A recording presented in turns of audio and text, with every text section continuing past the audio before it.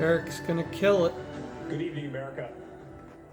When I stood on this convention stage 4 years ago, no one fully understood the historic change that was about to take place. We could all feel it. Something was happening. A movement was forming just below the surface. The forgotten man and woman, voiceless in Washington, D.C., were preparing to rise up. Our movement followed the pattern of so many that came before us. First, we were ignored. Then we were laughed at. Then they fought us, and then, together, we won. From that moment forward, America came first. America started winning again. America became respected again. But with every movement, there's a counter-movement. In the view of the radical Democrats, America is the source of the world's problems. As a result, they believe the only path forward is to erase history and forget the past. They want to destroy the monuments of our forefathers. They want to disrespect our flag, burn the stars and stripes that represent patriotism and the American dream. They want to disrespect our national anthem by taking a knee while our armed forces lay down their lives every day to protect our freedom. They do not want the Pledge of Allegiance in our schools. Many of them don't want one nation under God. The Democrats want to defund and disrespect our law enforcement. The Democrats want an America where your thoughts and opinions are censored when they do not align with their own. President Reagan said, freedom is never more than one generation away from extinction. It must be fought for, and it must be protected. This is the fight that we are in right now, and it is a fight that only my father can win. My father ran not because he needed the job, but because he knew hard-working people across this great country were being left behind. The media mocked these patriots in the flyover states in which they lived. They ignored the Trump flags. They ignored the millions of MAGA banners and barns painted in red, white, and blue. The silent majority had no one fighting for them in either party. Their so-called leaders were bowing to China, bribing Iran, and spending more time worrying about how they'd be received by the elites in Paris than how Americans would provide for their families in Pittsburgh. Our family lost friends, but it only pushed us to fight harder. My father pledged to every American in every city, state, and town that he was going to make America great again. And so began the Great American Comeback. Almost immediately, taxes were slashed, regulations were cut, and the economy soared to new heights, heights never seen before. Wages went through the roof. Unemployment reached the historic lows, especially for Black Americans, Hispanic Americans, and women. Trade deals were ripped up and renegotiated. Lights were turned back on in abandoned factories across our country. Trillions of dollars were repatriated back to the United States, which had been sitting in foreign lands for far too long. Once again, America became the envy of the world. And with that renewed strength came leverage. The president demanded that our allies pay their fair share for the defense of the Western world. My father rebuilt the mighty American military, adding new jets, aircraft carriers. He increased wages for our incredible men and women in uniform. He expanded our military defense budget to $721 billion per year. America was no longer weak in the eye of the enemy. The moment President Trump ordered special forces... Oh man, I love my president. The day the mighty Moab was dropped on insurgent camps is the day America took a stance to never be defeated by the enemy. Al-Baghdadi, Soleimani, dead.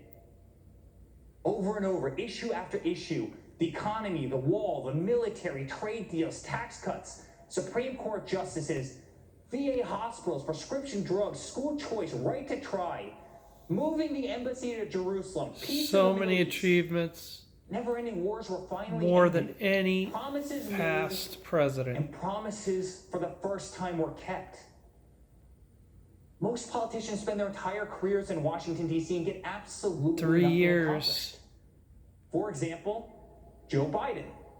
Joe Biden is a politician who has been in government for 47 years. He's a career politician who's never signed the front of the check. It does not know the slightest thing about the American worker or the American business, the engine which fuels the greatest economy the world has ever known.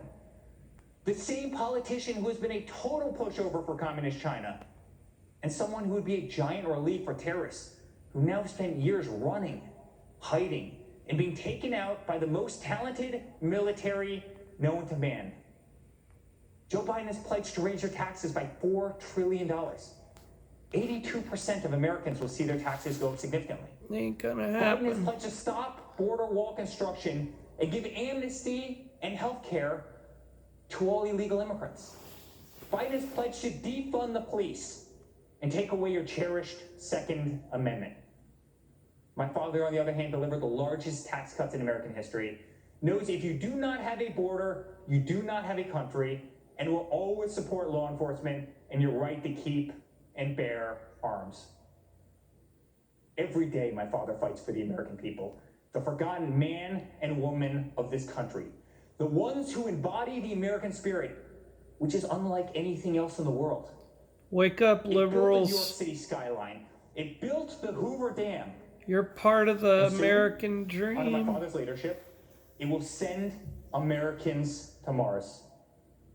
The American spirit can be felt in the majesty of the Grand Canyon, the shadows of Mount Rushmore, and the stillness of the air at Gettysburg. It can be seen in the wide-eyed wonder of every American child as they take their first breath in the greatest country the world has ever known. It defeated fascism, it defeated communism, and in 68 days, it will defeat the empty, oppressive, and radical views of the extreme left. Hoorah. Ronald Reagan's quote ends with this simple warning. One day we could spend our sunset years telling our children what it was once like in the United States where men and women were free. Under President Trump, freedom will never be a thing of the past. That's what a vote for Donald Trump represents. It's a vote for the American spirit, the American dream, and for the American flag. To the law enforcement officer who's being attacked, betrayed, and whose job they are trying to make extinct, my father will fight for you. To all houses of worship, and to all people of faith, stripped of our religious freedoms and religious liberties, my father will fight for you. To the voiceless, shamed, censored, and canceled, my father will fight for you. To our farmers who work dawn to dusk to keep our plates full, my father will fight for you. To every single mother and father, to our veterans, our coal miners, and to the American worker, my father will fight for you. And to every proud American who bleeds red, white, and blue, my father will continue to fight for you. In closing, I'd like to speak directly to my father. I miss working alongside you every single day, but I'm damn proud to be on the front lines of this fight. I'm proud of what you are doing for this country. I'm proud to show my children what their grandfather is fighting for. I'm proud to watch you give them hell. Never stop. Continue to be unapologetic. Keep fighting for what is right. You are making America strong again. You are making America safe again. You are making America proud again. And yes, together with the forgotten man and woman who are finally forgotten no more, you are making America great again. Dad, let's make Uncle Robert very proud this week. Let's go get another 4 years. I love you very much. God bless you, and God bless the United States of America. Right on, dude.